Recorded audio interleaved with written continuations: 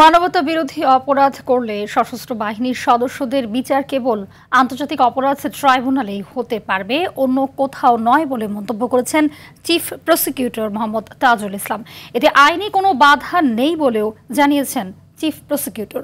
দুপুরে ট্রাইব্যুনাল প্রাঙ্গণে সাংবাদিকদের এসব কথা জানান তিনি। এদিন ট্রাইব্যুনালে আবু সাইদ হত্যা মামলা, চানখারপুলে 6 জনকে হত্যা মামলায় সাক্ষ্য গ্রহণ সহ আরও কয়েকটি মামলার বিচারিক কার্যক্রম অনুষ্ঠিত হয়। জি.এম. মাহমুদ জানাচ্ছেন এরই বিস্তারিত। জুলাই আগস্টের গণঅভ্যুত্থানে আন্দোলন দমনের নামে 1400-র অধিক ছাত্র জনতাকে হত্যা এবং 20,000-এর অধিক মানুষকে আহত করা হয়।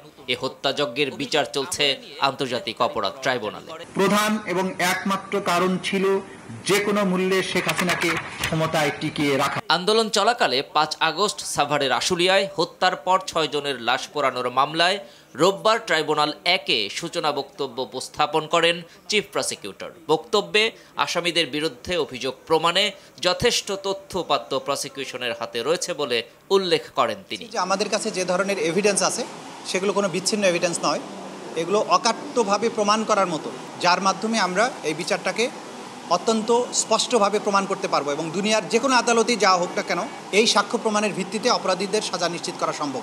এ সময় জুলাই হত্যাযজ্ঞের মামলায় জড়িত সশস্ত্র বাহিনীর ঊর্ধ্বতন কর্মকর্তাদের বিচার আলাদা ট্রাইব্যুনালে হবে কিনা এমন প্রসঙ্গে তাজুল ইসলাম জানান, তাদের বিচারও এখানেই হবে, এতে আইনি কোনো বাধা নেই। আলাদাভাবে এই আইনে উল্লেখ করা হয়েছে এই ডিসিপ্লিন ফোর্সের বা আর্মড ফোর্সেস লোকদের বিচার কেবলমাত্র আন্তর্জাতিক অপরাধ ট্রাইব্যুনালেই হতে পারবে, অন্য কোথাও নয়। সেটা কোনো আভ্যন্তরীণ সামরিক আদালতে নয়, বাংলাদেশে প্রচলিত যে সমস্ত ফৌজদারি আদালত আছে সেখানেও এটা করা সম্ভব নয়। এই আইনটা খুবই সুস্পষ্ট।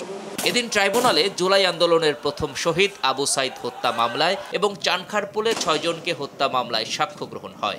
এছাড়াও কুষ্টিয়ায় 7 জনকে হত্যা মামলায় হাসানুল হক ইনু ও মাহবুবুল আলম হানিফ সহ 5 জনের বিরুদ্ধে আনুষ্ঠানিক অভিযোগ দাখিলের নির্দেশ দেয় এবং মেহেরপুরের এক হত্যা মামলায় সাবেক জনপ্রশাসন মন্ত্রী ফরহাদ হোসেনের বিরুদ্ধে তদন্ত প্রতিবেদন দাখিলে সময় বাড়িয়ে দেয় ট্রাইব্যুনাল।